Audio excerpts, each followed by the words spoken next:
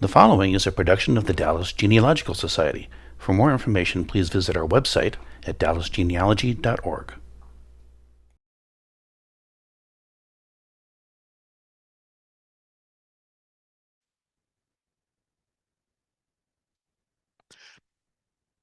Artificial intelligence is sort of the big buzzword. It's been around for quite some time, but it's really since about November 2022 when the Chat GPT was released that allowed people like you and me to just interact with it.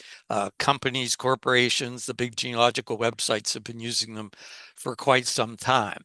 Now we hear all this stuff about fake this and fake that and the like, and I thought this was a good quote from Laura Clark Murray, Family Locket.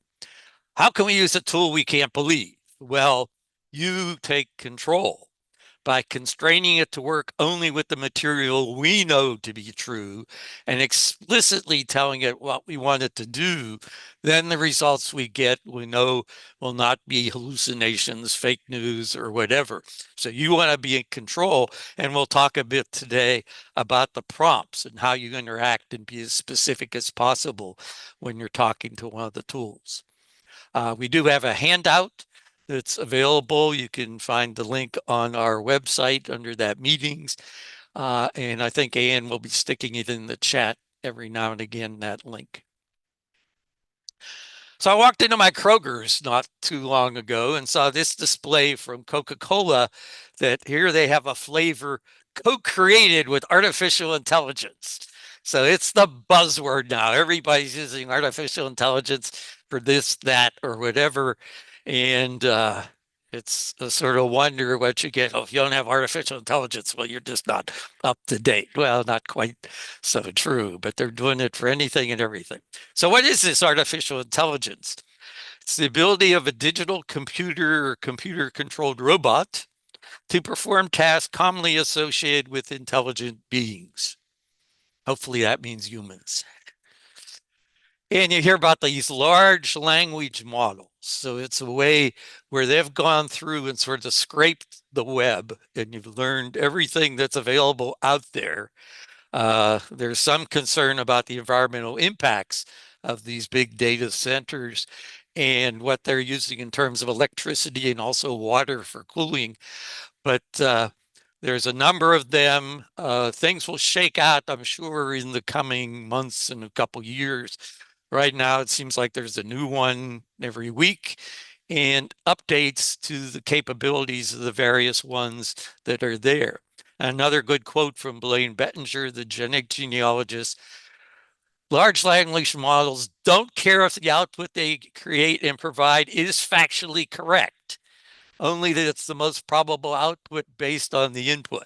So you do have to be careful. And again, as I said, you want to be in control of what you're putting in and what you're asking it to get out, because the model doesn't know truth from fiction.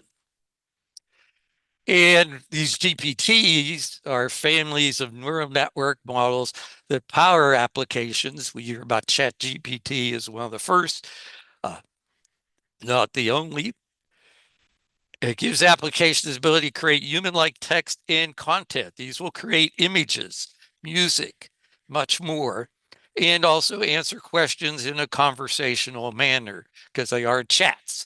And that's the idea. It's not a Google where there's a blank and you just put something in. No, you give it an initial thing, it responds. Then you say, well, do this instead of that, or no, that's not right, or whatever. So you're going to be interacting. And you've seen an example of that in the handout. Now, it's based also on optical character recognition for some of the things we'll be particularly interested in our German genealogy, if we're interested in summarizing documents, transcribing documents, translating documents. So it's converting images of typed, handwritten, or printed text into machine encoded text. And it can be from a document, a photo, or a scene. The early version sort of went is you're just, if you've been trying to learn German script, it's sort of letter by letter. Is that an A or an E or a U or an I? And the advanced systems now really are looking at whole words. So they're not quite doing it as basic as they used to, and do it with greater and greater degrees of accuracy. And there's actually even optical word recognition, which, like I say, particularly for typewritten text, it can recognize and look for whole words. So it's not trying to go letter by letter necessarily, at least in languages that have space as a word divider, because it's more than just English and German. So now you're already probably using artificial intelligence in your research. We look, for example, at Family Search as long as 10 years ago. They got a collection of printed obituaries and were able to go through and process them and look at the various sort of parts of speech. And then they could pull out names and relatives and the like, because with obituaries, they're sort of a set structure for a lot of them. So they've been doing that for already 10 years. So there's nothing new about artificial intelligence. What they have recently announced in terms of indexing, when they have all these crews out there collecting records, taking images, they were looking for human volunteers, and you could go through and maybe pick an area you're familiar with or a language which you're familiar and do the initial indexing. Well, now they've found, particularly since we've done recently the census records, that they're collecting these images faster than anybody can index.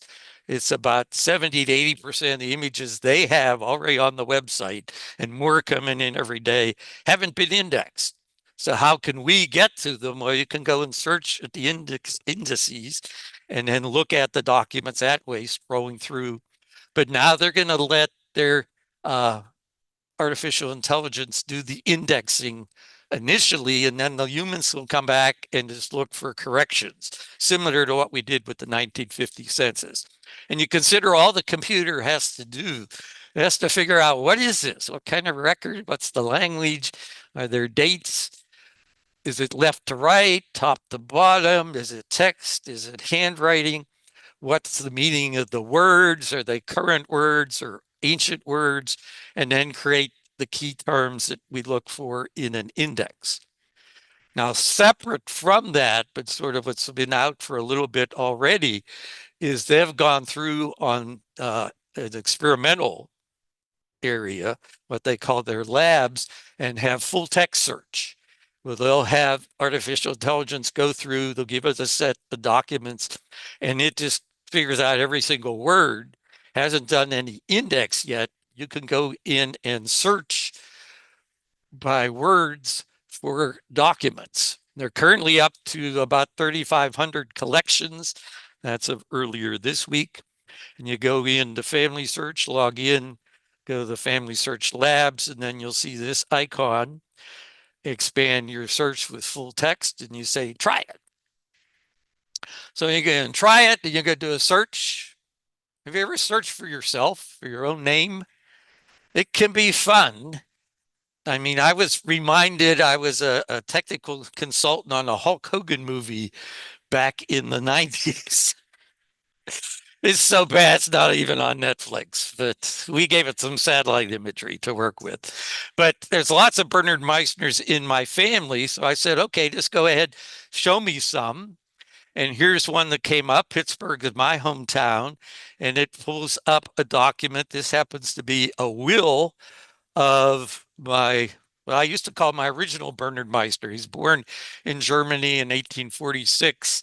My great-great-grandparents were not married, so they sort of left town and came to New York, ended up in Pittsburgh, and then he married a Margarita Friedrich, and now she has died, and this is a typed copy of her will, and it has gone through optical characters, recognize the whole thing. So I just said, look for Bernard Meisner. Here's a document, has Bernard Meisner, and here's the transcription of the whole thing. And you can also select just to summarize the document, and says, okay, it's her, where she is, Allegheny County, it's her last will and testament, it's the date, and her executor, that Bernard Meisner, is going to be the executor, and then he'll get all that's left. So that's an example of a typewritten one. Here's a handwritten one, looking just for another Meisner. This is a deed transaction for DeWitt County here in Texas. And it shows that they're getting some property for a Johannes Johanna Meisner. So there's typed, there's handwritten. Now you can go through and just look and see, well, what have they got of those 3,500 that are German that might be of interest to us? These are the ones that at least have the word Germany in the title, and there's 24 of them. And you can see there's biographies from Baden, deaths from 1661 to 2023, biographies, Bavarian properties, Prussian employment. So these have already been done, and they're adding more of these every now and again to go through. And these are completely optical transcribed, I guess we could say, but not yet indexed. So that's available to you. Again, you're not controlling the input or the output. You're just going to see what they've been processing. Here's another one I found. It's German newspapers, 1965 to 66, among other things. And it's this big long list. You can see there's this little yellow down there. Oops, go back again. That there's the Meisner. And it's from Die Pommern Zeitung, Jahrgang 16. And this part in the upper left, it's basically here in German. We'll get back to transcribing and translating this. But you can see this is a kind of doc that might be available. Another thing Family Search does, they now have a research assistant that uses artificial intelligence and goes through, it looks at the tree. Remember, Family Search has the tree that everybody's in. Only you see the living people that you've entered, but anybody else. And it's going through and suggesting, here's possible folks I might want to add to the tree. It picks what it thinks I might be interested in, and then I can sort of go from there. They also have photo editing. This is my grandfather, Daniel O'Hara, with Teddy O'Hara, the Airedale, which my mother and aunt said he never met a dog or cat he didn't think he could take in a fight. So here's a picture. It's a black and white. You can go in if you upload it. This is the things you see. And notice there's the gallery, and then you can tag it with people's names. You can do the editing, which is just saying it's you can do here, and you can adjust the image, colorize it, sharpen it, filter it, and then save the copy. So there it is now colorized. And all I said was colorize it. It sharpened it, I think, and it did it. So this is all being done by artificial intelligence.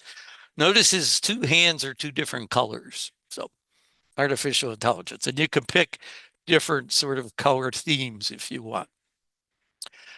They've also had for some time Comparaface.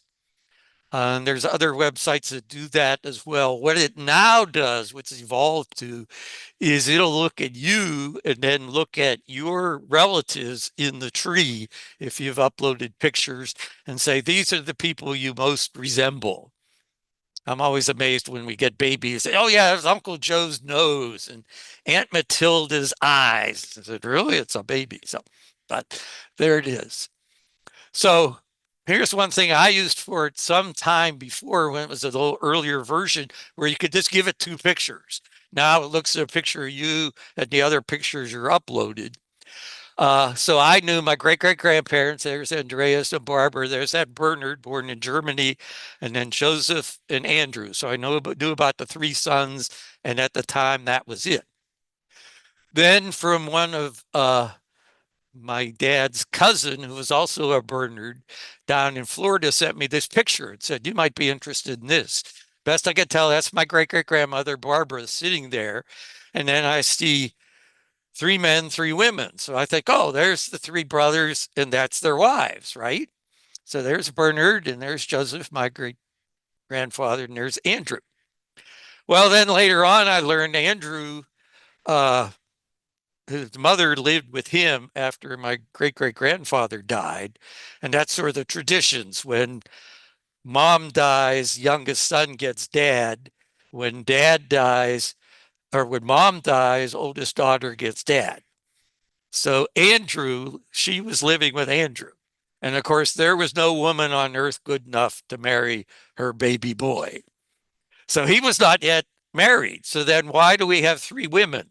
And then I started looking at the woman standing behind Barbara and said, they sure look a lot alike, don't you think? So I submitted it to Comparaface and said, well, there's about 79% similarity between them. And that, in fact, I discovered that they had a daughter, Barbara. So that's the sister of Bernard, Joseph, and Andrew. And this sort of shows good comparison there. And when you get pictures like this, the one question you often don't ask is, who took the picture? I'm thinking it's Barbara's husband is behind the camera taking the picture. Okay, ancestry, artificial intelligence. Okay, big one, of course, was the 1950 census. The National Archives went through, looked at those paper records that had been microfilmed, 140,000 enumerators, 140,000 different handwritings. And how are you going to index that? Well, the National Archives went through in preparation of the release date on April 1st and did their first shot at the names. Then they released it to everybody, Ancestry, put their handwriting recognition on all the fields, and within a month had it all done. Where it took months and months and months for the 1940 census to do it with humans doing it. So, and there, in fact, is my family. There's me. And it was a good reminder. We didn't move till July 15th of 1950. So that's the original place where we were living, of which I had no recollection. But we used to go back and visit the lady across the street from us, who was our honorary grandmother. So I knew the house. But now that's all indexed. So you can search on me, on names, on dates, whatever. And now Ancestry has a document transcription feature. If you upload an image, it will transcribe it if you ask it to. So you have to pay money. To be at the World Explorer, the World Deluxe level. It works on the app, mobile sites, desktops. It supports multiple languages, including German as well as English. And it will transcribe it. So if it's written in German, it will transcribe it in German. It does not translate. This is only transcription. And it's limited to handwritten text, and it has to be a JPEG or a PNG. It does not take PDFs at this point. So I said, okay, let's give this a try. So here's an old record I have. In fact, this is so old, it's written in Latin. And there's on the right the transcription. Ludwig, 17 February, matrimonium, loverly. Couldn't really handle this handwriting very well. So, and here's another one. This is a marriage register of Johann Georg Meisner back in Germany, again written in Latin, and it really couldn't handle it. But notice there in the upper left, when you upload an image, you get that choice for a transcript. And it will transcribe it, and they'll say, oh, thanks for digitizing. And then I tried one. This is my great-great-grandfather, Andreas Meissner's birth registry, and said, try this. And I said, oh, sorry, can't do that. And I said, well, maybe it's the table and the headings. What if I just pull out that row? And I'm sorry, Dave, I can't open the pod bay door. So can't quite do that yet. So I can do some things, but it's not the greatest. Now, lots of other features of Ancestry have some artificial intelligence base behind it. Everything there, colorization, handwriting, the DNA matches, you sort of name it. And they now have Ancestry Assistant, works with the DNA. I went through with my origins, and then it says, hi, I'm the assistant there on the right. And it says, I got some canned questions, or you can type in at the bottom a question about in this case, my ancestral regions, and it will respond with an answer. Okay, another place it uses, if you've got a tree on Ancestry, it will suggest looking at other people's trees who could potentially be the parents of one of the branches of your tree. It's like any other hint. Take it with a grain of salt, trust but verify. So, in this case, that's not true. MyHeritage has done a lot as well. They've done lots of things with image processing, but also DNA analysis, some handwriting recognition, full text data searches. Here's a color. This is my great grandfather, O'Hara, and his youngest son, my grandfather's brother, was a professional photographer. Uh, James was a lieutenant in the Pittsburgh police. So we had this nice black and white picture, and I said, okay, go ahead and color it. So another thing it does is deep story, and I'm not going to try to do that here. I have it, it would show in the room, but not, I think, on Zoom. But it will then go through, and the information I have uploaded to my tree on my ancestry, he will go through and this head will talk, change, and said, okay, I was born in Mifflin, Pennsylvania. I married this woman. She was 20, and goes through a whole little narration, all done by artificial intelligence on their end. Okay, it also does enhancing and colorizing images. This is a great one I have, and I'm glad we've got image tagging back again. And there on the right, that's my mother standing. Next, there's the grandfather you saw with the dog before. That's my grandmother holding my Aunt Dorothy. And the whole collection of this is my Irish ancestors. MyHeritage also has a cousin finder. We will go through and look at trees of other members. On MyHeritage, you have your tree, they have their trees, and if you get permission to share, we'll go through and say, well, here's some folks that you may want to consider exploring. Anne Rose Carney is the Irish pronunciation, is a cousin of my grandfather on my mother's father's side. And Greg Nesbitt there in the lower right, third cousin once removed on my father's mother's side. So these are hints it's putting together by analyzing the trees. It takes the smart matches, which is another feature of theirs, identify cases one or more of your direct ancestors appear in a matching tree, and then they look at the relationship between that person's tree and your tree and suggest these might be cousins of yours. Okay, so now what about things we can do with our own documents, images, whatever? Some popular tools. Get started with ChatGPT in November 2022. There's Claude, which is very similar. I'll go through each of these. Transcribus, Perplexity, and then the big ones, Microsoft Copilot is already in the Edge browser. If you do searches, you may see a little thing at the top where here's a little thing it's done. It's in Windows 10 and 11. And it just appeared on my taskbar one day when I did one of my updates. Google has Gemini in their Chrome browser and also has Google Translate, which has gotten a lot better. And then if you use the DuckDuckGo browser, they have an AI as well. So ChatGPT, again, sort of started this thing of, wow, now we can manipulate and work with. It's GPT, it's generative, pre-trained, transformative. Okay. Generative, it can create new context. And again, not just text or images, sound, videos, you name it. It's pre-trained on big data sets to accomplish specific tasks. Corporations can get versions for their particular needs. They're doing a lot of this with medicine right now and analyzing x-rays and the like. And it's transformative that it responds to user queries, generates answers that are human-like. The latest version is 4.5, released in February. Reduced hallucinations, as I like to call them, more reliable. But again, if you control it and limit what it's going to output, that will reduce any potential hallucinations.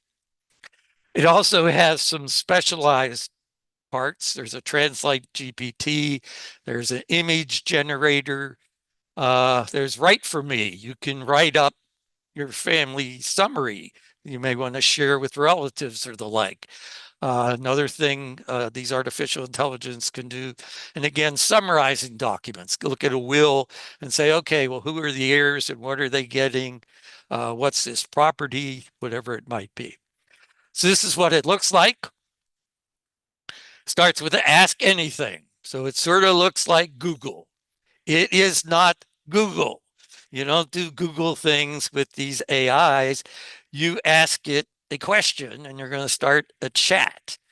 So you don't say, give me my family tree. So, not yet. Somebody recently there's a Facebook group for genealogy and artificial intelligence, and they wanted to upload a document and they couldn't find the paperclip. It's the plus sign.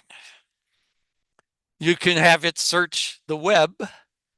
Now, it won't go into Ancestry or MyHeritage where you have to have a subscription, but if things that are out there freely available.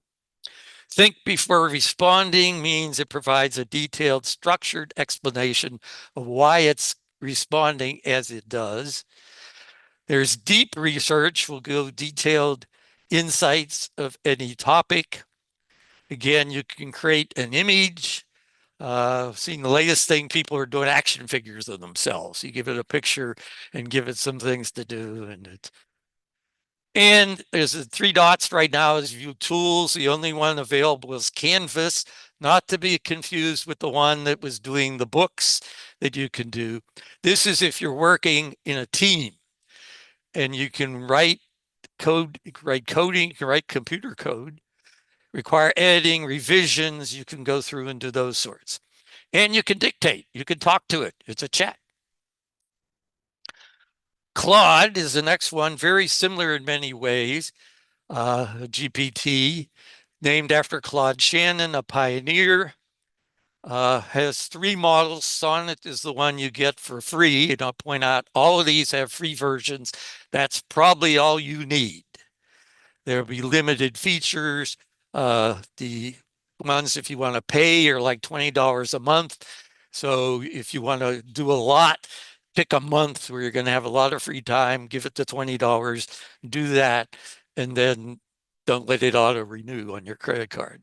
So Sonnet is the name of its model. On the Pro version, which is that $20 a month version, you can get two other versions, one optimized for speed and one for more complex reasoning. And they call those Haiku and Opus. So when you sign in, it wants the name. It didn't say my name. So I asked by my aliases, Terry. Because these are all collecting information. They're not free. Just, to what extent are they doing it? So how can it help me today? So it looks very similar. It does have, you can expand on the upper left when you log in with chats you've done in the past. And you can pick up. So it has, this one has styles. Can be normal, concise, formal styles if it's going to do the writing. Writing can do storytelling frameworks, editorial guidelines, persuasive arguments. So it can do those sorts of things. Learn resources, design a lesson, put together a PowerPoint. I'd never let it do that. Again, you can write computer code for you. I want to do this and I want to do it. Python is one of the languages it works on. Life stuff, manage your time better, plan healthy meals, create cleaning routines, and its choice, explore mathematical paradoxes, solve interesting problem, play a word game together. I want to sing, do you want to build a snowman? You can get sucked into these things and spend your whole life doing it. We're doing it for German genealogy. So again, it has different versions. The free version, usually it's a $20 a month for the Pro version, and then they have even bigger ones in some cases. But the free should be all you really need. Transcribus will do transcriptions. So it's a little bit more specialized. Uses handwriting and text recognition technology to decipher handwritten historical documents and printed texts.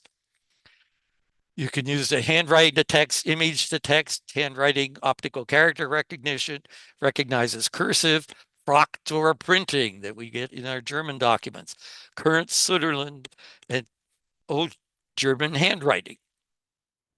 I'll show you an example in just a little bit. And again, like we saw before, if the document's in German, it will transcribe it in German. And then you give it to one of the others like ChatGPT or Claude or Google Translate or DeepL or wherever you want to go to translate from German to English. Again, it's got the free version, probably all you need. There's the $20 a month version. This is developed in Europe, so I think it's a little bit more tuned to Europe and German sorts of things. Perplexity is, again, a specialized one that will go out through the web, do searches, and give you the references of where did it go to get that information. And I'll show you an example of that. Free model uses its own large language model on GPT 3.5, summarizes search results, produces text with citations. And if you're using Microsoft Pages, it can do customizable web pages and the like. So there's Perplexity. Again, it does its research, shopping, local, surname, fact check, you name it. Free version, $20 a month version. Where do you get the free? You can search. Basic searches are free. Basic file uploads are limited. 10 file attachments a day, 5 uploads for space. No access to the advanced models. For the $20 a month, you can get a little bit more. So, and of course, they want your money. So they're giving you the free stuff to get you hooked. But again, you can do an awful lot with the free stuff. Gemini by Google will process multiple types of data simultaneously, conversational text capabilities. You have to have a personal Google account. Some of these will ask for your age because you have to be over 13 or whatever is applicable in other countries.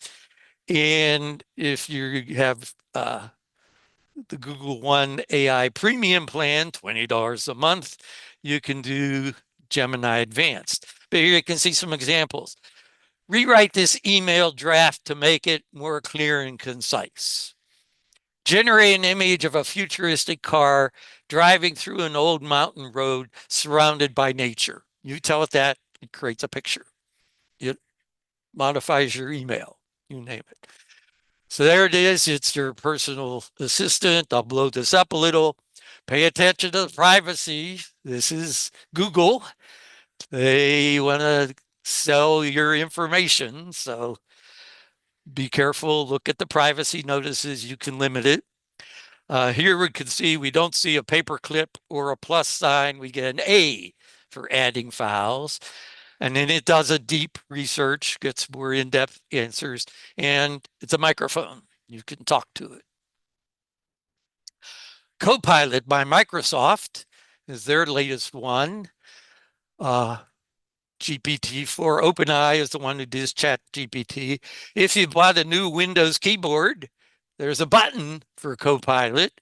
If you run Windows, there's on your taskbar is a button automatically put there for Copilot. It's in Bing, now Edge, Windows 10 and 11. Support for 10 is ending in October. On the free tier access, you can use that. Priority access gets more new features, custom chatbot creation under the $20 a month. Hi, Copilot here. What's on your mind today? Write a first draft, brainstorm, practice a language, create an image, take a quiz. Again, they want to get you hooked. And there's the add files, and there's the microphone. So these all look sort of similar. DuckDuckGo has just recently announced one as well. They're big on privacy. They let your browsing be a lot more private and your chatting be a lot more private. And it lets you pick from several different models, including that Haiku one on Claude and the GPT-4o Mini of ChatGPT. And it has recent chat features, but now that's on your device, not up there in the cloud. With these others, when you log in, I can do chats on my laptop and then pull up my phone and it'll know the chats that I did on my laptop because they're stored up there. This one does not do that. So it says, hello, it's private. There it is. Learn a skill, identify brands, critique your writing. Here's where you can pick which model you might want to use. You get a few choices that way. So ideally, you want to start with one and let's see what all it can do. And then if you find it's limited or you've used up all your free time with that one, jump on to another. And then we have special ones like transcribability and perplexity. So how do you do this? Pick one to start with. It's all about the prompt. What are you going to say to it? And it's a chat. So it's not Google. So you tell it to do something, it does it. It said, well, I really want this, or no, let's try that. And in the handout, you see an example of a chat that I did in the result. It's an iterative process. If after several iterations, it's not doing what you want, ask another tool. And Blaine Bettinger has come up with this. You give it a role, a task, the format you want, and any limitations. And again, you're constraining it to work only on the material you know is true, and you're explicitly telling it what you want it to do. So the role could be act as a genealogist or a historian or a journalist. Do you want to summarize a document? Do you want to transcribe it? Do you want to extract certain parts? Do you want to translate? What's the output? Do you want it in a table, a bulleted list? You could go through a will and have a table and it lists each of the individuals and then what they're going to get, what their relationship might be. So it can do lots of things. And you can try one and then try another. It can do a spreadsheet if you want to feed it into Excel. Somebody is doing their 2000 DNA matches and putting into an Excel table piece by piece. Limitations. This is where it won't limit the hallucinations. Use only the information provided. Tell me anything you don't understand, and in the chat, I'll help you with that. And then you iterate as needed. Okay, so remember this one, the newspaper? And we had that little thing up there at the top. What is this all about? It's printed, it's in German, it's modern German. So I'll go through ChatGPT and I uploaded that part of the image. And I said, please translate the attached newspaper notice from modern German to English. Use only the information provided in the image. And it says, okay, here it is, our address service, list number 20 from September 3rd, 1966. Dear reader, every day we receive many letters.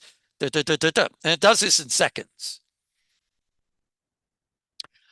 I tried it in Claude, my alias Terry, right? Same sort of thing, translate, and it did its version. So then we can compare.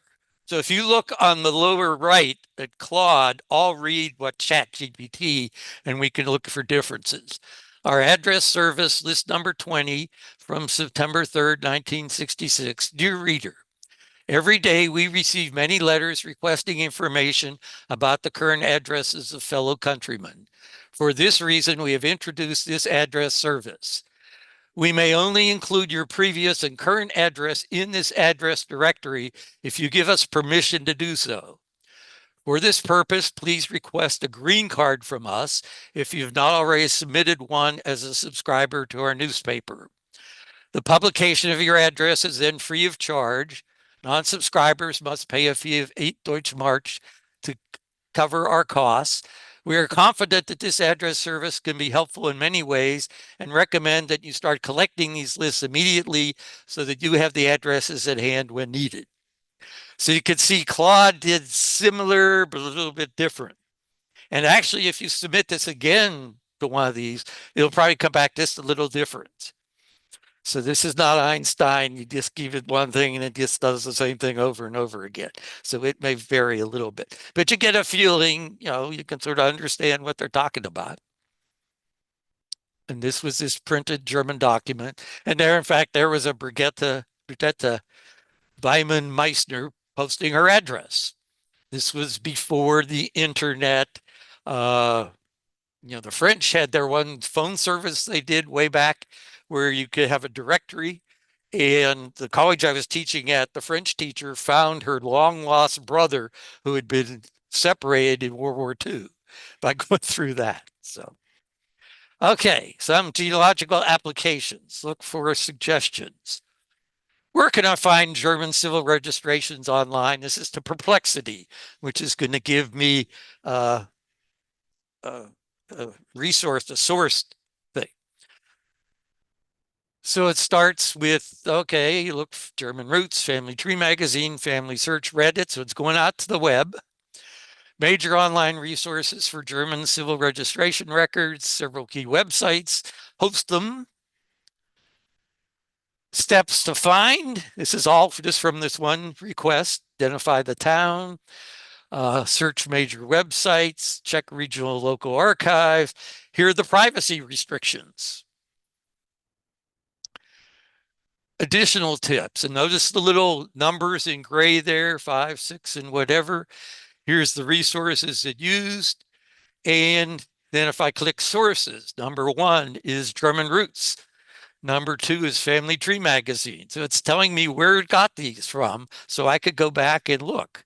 So that's what Perplexity could do, sort of separate from ChatGPT or Claude.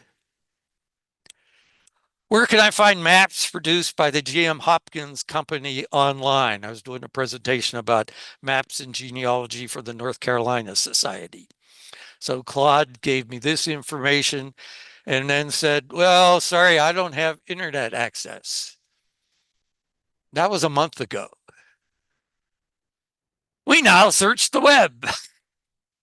Just happened, I think, last week. They just announced that. And get started. Toggle on web search with your profile settings. Start a conversation with Claude 3.7 Sonnet. That's the free version.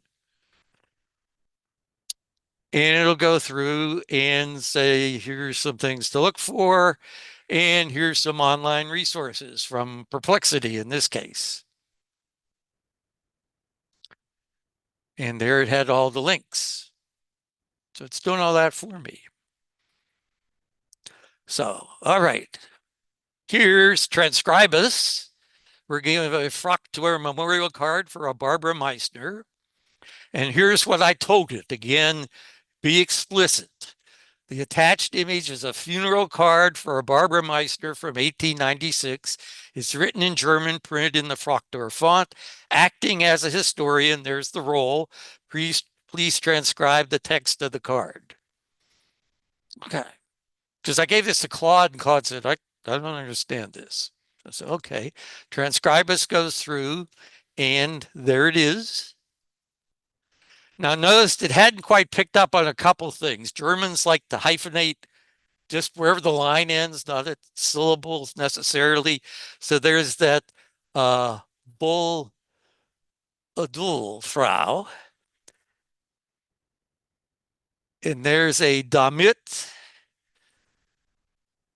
And then there's also this a demuthlig where it's a bemuthlig. So it's not quite perfect. But I turned around, then gave that to Claude, and it says, Claude is sort of neat, and it does this. Well, it looks like this is a memorial card, often called a prayer card. And it's about Barbara, where she lived, where she died. It contains her full name, and whatever. It's a historical document, reflects Catholic funeral traditions. So it's giving this information in addition to the translation.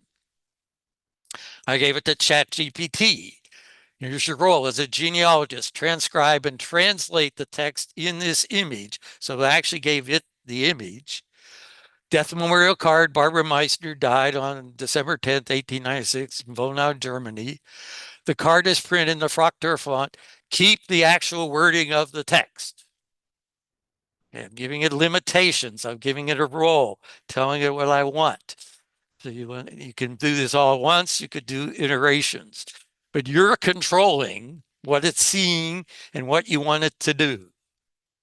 So it goes through and picks up, decides it's the Feast of the Seven Sorrows of Mary and the Seven Joys of Joseph. And it was just Jesus, Mary, and Joseph with crosses on there. So it's not perfect, but it does that. Lord, let her grant her rest and the like. So all in all, it did a pretty good job. And this is working from the card, going first to transcribing it and then translating it in seconds. Put the card up, give it the prompt. This is okay. There it is. Okay, and then you can also use just a translator like DeepL or Google Translate. And these just go through and you cut and paste. You could always, when it does these transcriptions, it gives you an option to copy it to your clipboard and have it run that way. Here's a German marriage registration. So here's the basic information I get from the index record. I think this is from Ancestry.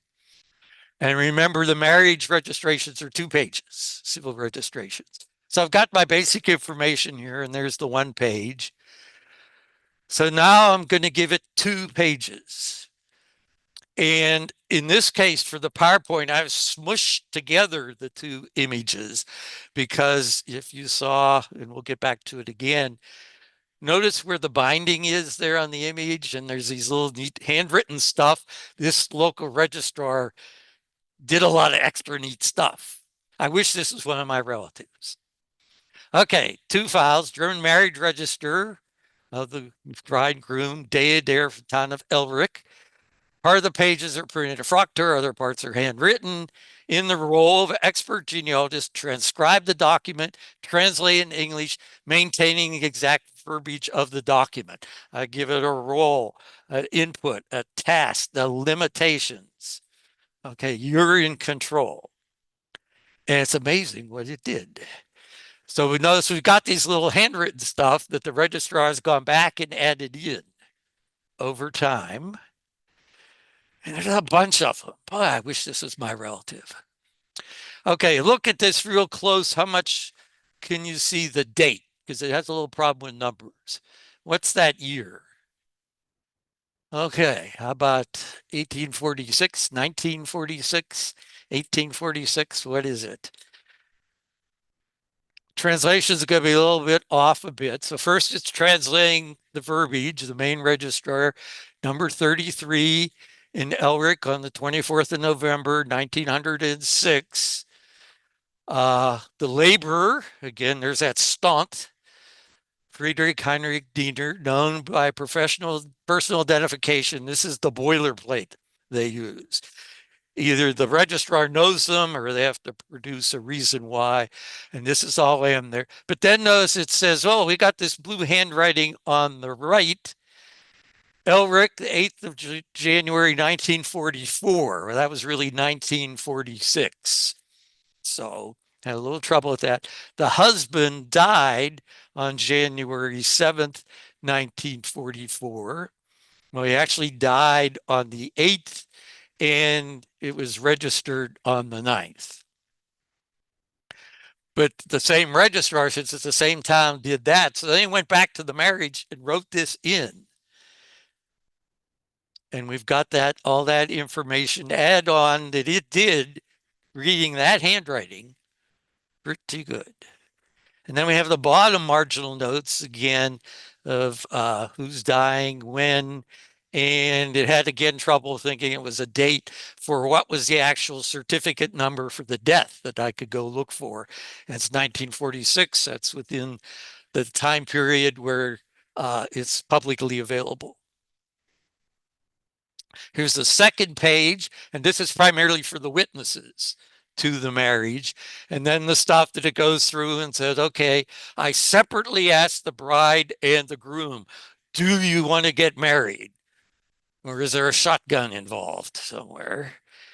And then reads back, and this will be true in all these, everything that he's written down, the document, to make sure what he's putting in the register is what they said. So they verify that and they all sign it. But then we got all this other neat stuff. Whoops.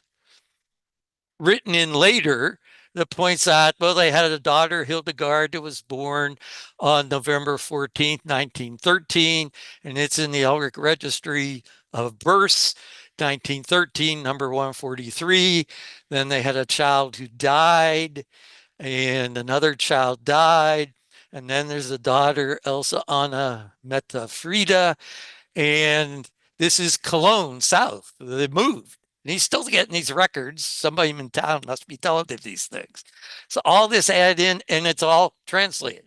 Not perfect, but it gets a good start. This is a neat one I found on YouTube. I usually do my work on Ancestry. I put a lot of stuff on Family Search. I have it on MyHeritage as well. And then it's, what have I not put on one that might be on the other that I might want to include? And you can ask artificial intelligence to do that comparison. So you go through, and here's my individual, my great-great-grandfather, Andreas Meisner, how his page appears on Family Search, and then what it looks like on Ancestry. So I give these two images to the artificial intelligence and say, these are profiles from Family Search and Ancestry. Compare and contrast. Let me know if any information is missing or conflicting. Advise the next steps. So it goes through those similarities. You both have him as Andreas. You've got his birth and death date, his spouse. You got the children. It's the same children with matching birth dates and death years and the like. Differences on the parents, Johann Adam, my great-great-great-grandfather, 1787 or 1790 for birth, mother's birth year, child Rose's death year. She only shows up on a church record and is not in the following census record. But she's the one that sent me to Pusselsheim, the little village in Germany where I could get these records. Only record I have for immigration details or additional information. It's in Ancestry, but not Family Search, some residences and like. It's looked at those two. Now it's like you're doing painting. You got to do all the prep work. So I had to go through and get that. You figure out, get the image the way you want it, figure out what you want as your prompt. And you've done all that work, and then you go through with the painting and you go this, you up with this, and in seconds it comes back with the results. So it's all in the prep work.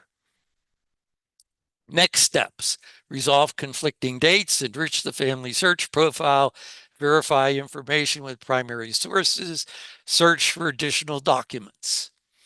All the things Claude's telling me. Okay, general questions. They were in Pusselsheim, left 1846. Well, what was life like in Germany in 1846? That was my question. And it goes through it. Talks daily life, social structure, crisis and change, food shortages. They had a revolution that failed, 1848. Where were they with religion, education, regional variations? What was going on in Prussia versus Bavaria versus the Rhineland?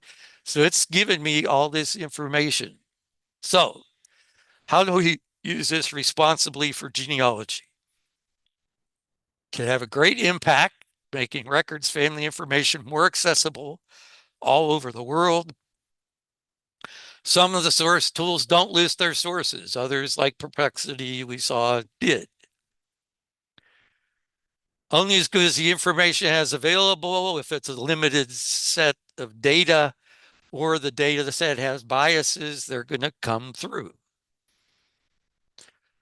Confirm how you can use the information. Now, if you have it draw a picture, you do not own the copyright to the picture. You did not draw the picture. You told the artificial intelligence to draw it. So therefore, courts so far at least ruled you can't copyright images done by artificial intelligence because no person did it. So who owns the copyright of the material if you are going to use something and can't be shared? Is it copyrightable? And watch your privacy. Be sure, read the scientist, don't click I agree, go through and don't, be putting things up that you don't really want the world to know about. That tell me about this left-handed monkey disease that I've been diagnosed with. So, well, that's now up there. It's just like when you hit enter, it goes up there and there it is, it's gone. Now things like DuckDuckGo tries to limit that a bit, but otherwise it's all there. So that's incorporating artificial intelligence into your toolkit. What questions might you have?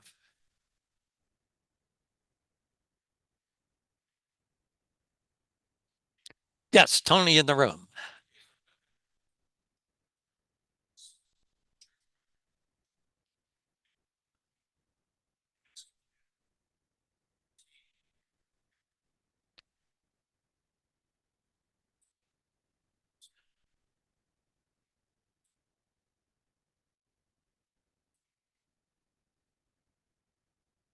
Oh,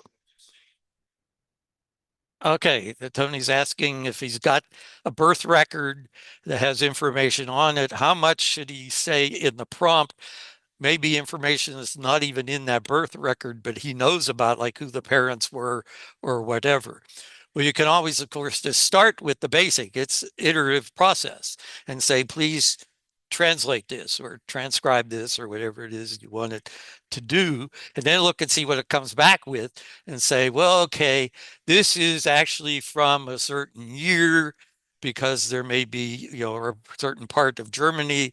Are they in the mountains? So they're doing High German. Are they in the plains? Are they doing Low German, Plattdeutsch or whatever? So you could do iterations with this. Again, you want to control the output. You don't want it to go off and do things on its own, but you can see what it comes back with, and then you iterate with it and say, well, no, that's not quite true. It really should be this, or no, that's not 1940, that's 1946 or whatever. So you can do these iterations. Also, if you're trying to have it do something where it's trying to read the handwriting, and this is true when you request records as well, ideally you'd like a whole document. You want to see as much of the writing as a person has done, so then you can look around and make more sense for, is that an A or an E or whatever it might be? So that's why when I did that one birth record, I first said, here's the whole page. And then say, okay, well, now I'll just give you the line. And you can work it from that way as well. So ideally, give it as much to work with as it can. Some of those Latin ones, it said, I don't have enough. I can't figure out that handwriting. I need more examples of it. And that's the training that you're doing on there. So if you have a whole bunch of documents all written by the same person, you can go through and say, well, here's what I figured out from this one. Now here's the next page of the letter and go from there. So it's an iterative process that you can do, and you're trying to help it as much as you can by providing background information, uh, and then let it go from there. Any other questions? Okay. Are we seeing anything online? Yes, we do have a couple questions in chat. Great. Let's see, right?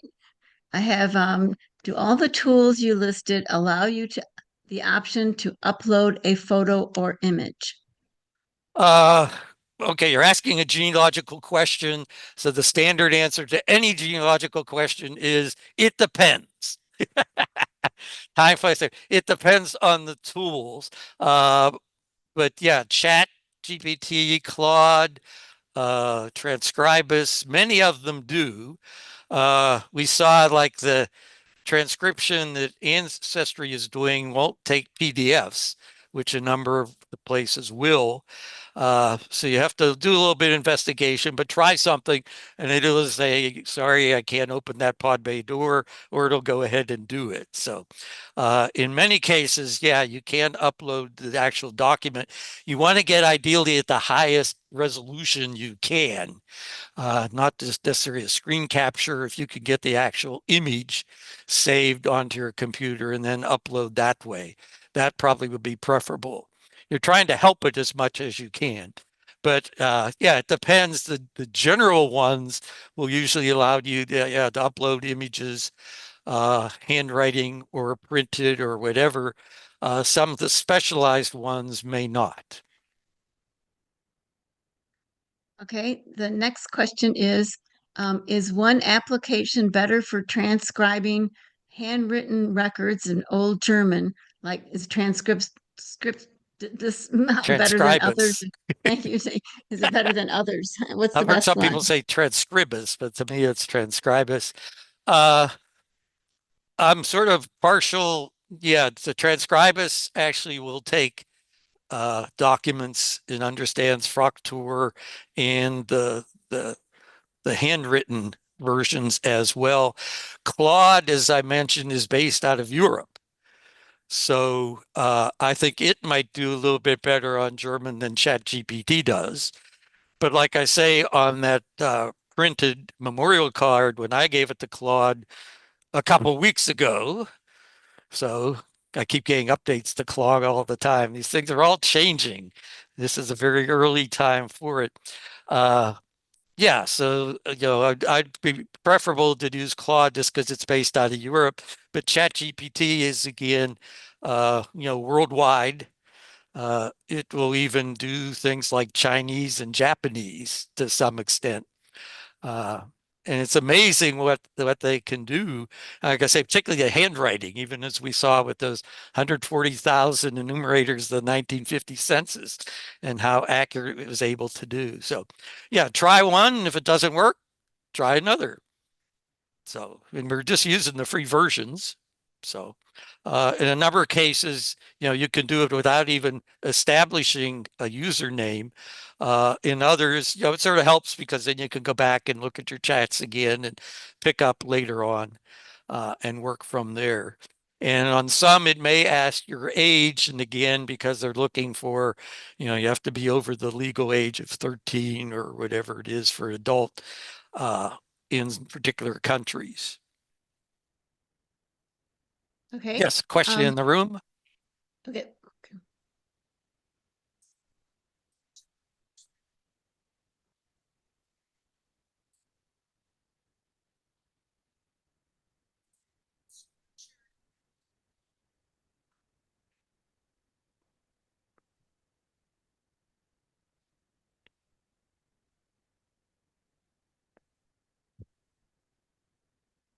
Okay, the question is, why was I telling you to only use the information that's in the document? The text, yeah.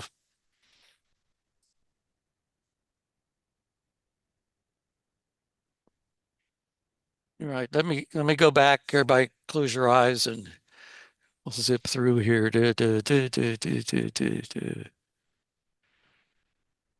Yeah, maintain the exact verbiage of the document.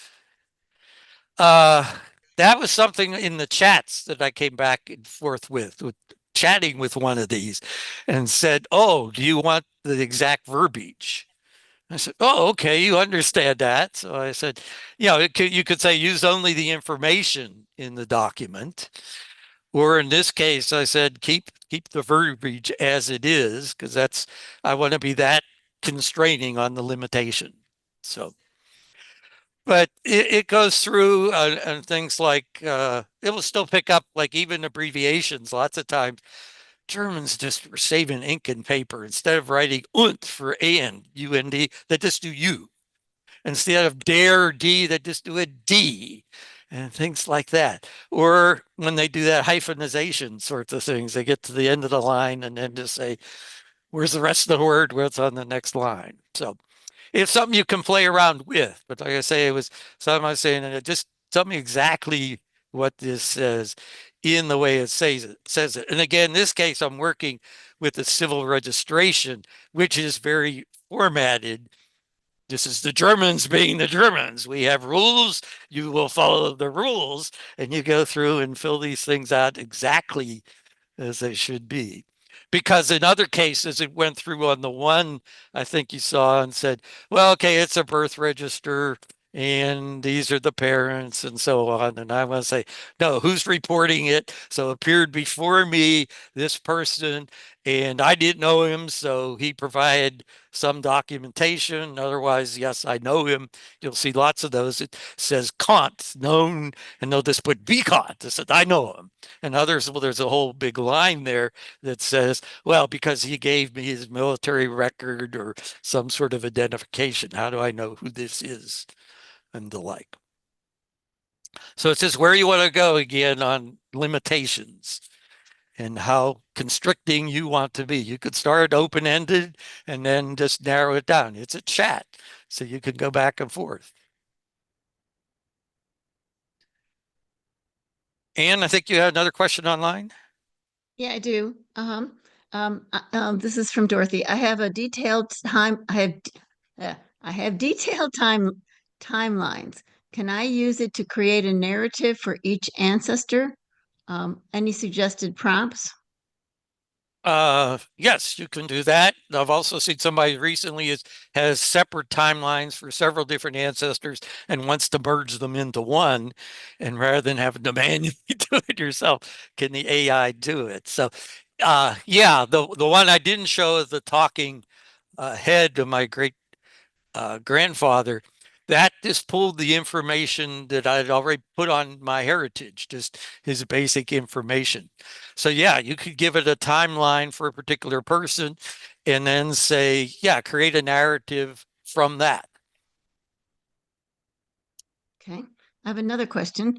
In the case of researching for other people, if I had a scanned file to the prompt, add a scanned file to the prompt, does this just become public information? How does this work? Who is cited if it comes up with someone else's research later? Okay, so if you're going to input a document, an image of a document, where does it go and how is it saved? I'm not sure what they'll do with images. Because they want your information on these free versions so that they can later on put ads up for whatever. You may do something on the Google version, and then later on you Google something and here comes an ad for that left-handed monkey disease or whatever it would have been. So I don't think they really preserved the images as such. I know Family Search on ComparaFace is very big about we put the images up. They use a third party for that, but then they're immediately deleted after that fact, they claim. So you can go in and explain a little bit. And one of the ways you can do it is ask the AI in the prompt. If I upload an image, what do you do with it? And see what it says.